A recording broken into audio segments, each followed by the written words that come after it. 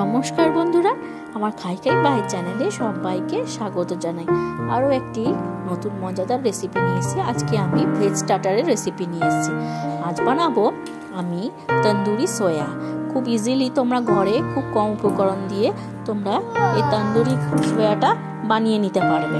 তো প্রথমে আমি 4 থেকে 5 টেবিল চামচের মতন টক দই নিয়ে নিয়েছি, আর 1 চামচ করে ধনে গুঁড়ো, 1 চামচ জিরে গুঁড়ো, স্বাদ অনুযায়ী লবণ, আর একটু কাশ্মীরি রেড চিলি পাউডার, আর একটু হলুদ দিয়েছি, অল্প একটু হাফ টিস্পুনের মতন, আর দিলাম একটু আদা রসুন আর কাঁচা লঙ্কার পেস্ট, আর দিলাম 1 টেবিল চামচের মতন সরষের তেল দিয়ে খুব ভালো মতন সব উপকরণগুলো খুব ভালো মতন একটু মাখিয়ে নেবো মশলাগুলো দিয়ে। আর একটু দিলাম গরম মশলা দিয়ে খুব ভালো মতন সব উপকরণগুলো দিয়ে ভালো মতন মশলাটা মাখিয়ে নিয়ে ওর মধ্যে আমি নিয়েছি একটু সোয়া চ্যাপ। সোয়া চ্যাপটা তোমরা ইজিলি যে কোনো রিটেল স্টোরে বা শপিং মলে পেয়ে যেতে পারো, বা অনলাইন থেকেও তোমরা অর্ডার করতে পারো। আর সেটা যদি নাও থাকে তাহলে তোমরা সোয়া চ্যাংস যেটা থাকে ফরচুনের বা যে কোনো নিউট্রেলার সোয়া চাংসটা নিয়ে ওটাকেও বয়েল করে নিয়ে একই প্রসেসে তোমরা করতে পারো। তবে একটু সোয়া চাংসের বড়গুলো নেবে, ছোটোগুলো নয়, যেগুলো বড় বড়িগুলো থাকে সেগুলো, মানে যেগুলো অ্যাকচুয়ালি সোয়াটা। তো ওগুলো দিয়ে খুব ভালো মতন সেদ্ধ করে একই প্রসেসে এগুলো করতে পারো। তো আমি সোয়া চাপ আছে আমার কাছে, তো সোয়া চাপ আমি কিনে নিয়ে এসেছিলাম শপিং মল থেকে। তো ওই সোয়া চাপগুলোকে একটু নর্মালে রেখে তো ভিতর থেকে যে স্টিকগুলো থাকে সেগুলোকে আমি বের করে নেব। তো বের করে নিয়ে সেগুলোকে আমি ছোটো ছোটো করে পিস পিস করে কেটে নেব, কারণ এটা অ্যাকচুয়ালি পুরো একদম নর্মাল আছে, না নুন এটাতে কিচ্ছু কোনো টেস্ট নেই, কোনো সিজনিং করা নেই, এটাতে কোনো মশলাও দেওয়া নেই, অনলি এটা নর্মাল। তো আমি ছোটো ছোটো করে পিস পিস করে কেটে নেব। কেটে নিয়ে ওই মশলার সাথে আমি ম্যারিনেট করে রাখবো।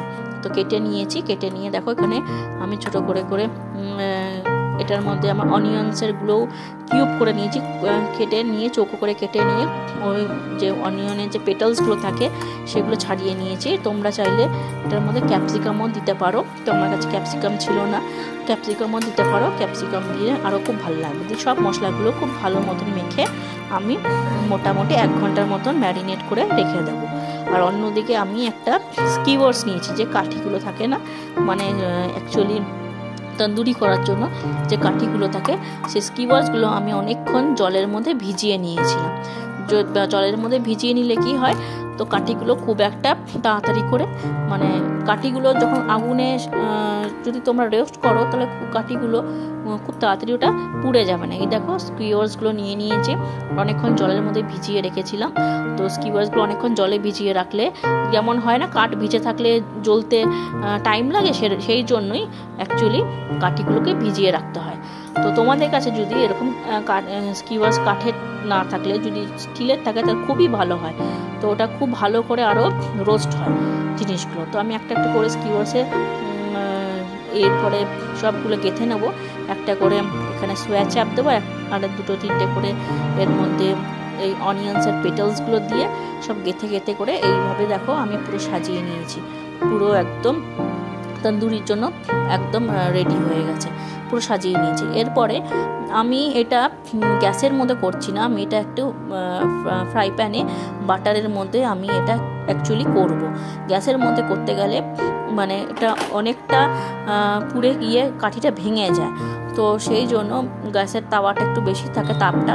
তো আমি এটার মধ্যেই এরকম করে অর্ধেক অর্ধেক করে, পুরোটা তো কাঠিটা নেবে না, তো এইভাবে আমি অর্ধেক অর্ধেক করে সবগুলোকে আমি এগুলোকে বসিয়ে দেবো। বসিয়ে দিয়ে আমি মোটামুটি ঢেকে রেখে দেবো, যতক্ষণ না ওই দিকটা রং আসে ততক্ষণ আমি এই দিকটা ঢেকে দিয়ে চাপা দিয়ে দিয়ে আমি করব। মোটামুটি একদম এই একই সেম কালারগুলো তোমরা পাবে।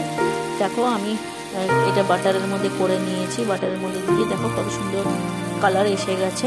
ওই সাইডটা করছি, ওই সাইডটা করে নিয়ে সব দিকটা যেন ইভেনলি ভালো মতো কুক হয়, কোনো দিকটা কাঁচা মশলা যাতে না থাকে সেই দিকটা ধ্যান রাখি, উল্টে পাল্টে করে দিতে হবে। আর উপর থেকে একটু একটু করে যখনই উল্টাবো আমরা উপর দিকটা আর একটু বাটার করে বাটার একটু লাগিয়ে নেবো, যেমন করে আমরা তন্দুরি করি না গ্যাসের মধ্যে, সেখানেও একটু উপর থেকে একটু ব্রাশ করে নিতে হয় অয়েলের, সেরকমই উপর থেকে একটুখানি বাটারে করে ব্রাশ করে নেবো। করে নিয়ে ওই পিঠটা একটু ঢেকে রাখবো। দেখো মোটামুটি আমার হয়ে এসছে, সুন্দর কালার এসছে। এটা যদি একটু গ্যাসের মধ্যে করা হতো তাহলে আরও ভালো লাগতো। আমি সব কটা নামিয়ে নিলাম, আমার পুরো সবগুলো হয়ে গেছে। তোমরা দেখে বুঝতেই পারবে না এটা চিকেন খাচ্ছ না সয়াবিন খাচ্ছ, ভেজ না নন ভেজ কেউ বুঝতেই পারবে না, এত সুন্দর লাগে টেস্ট খেতে।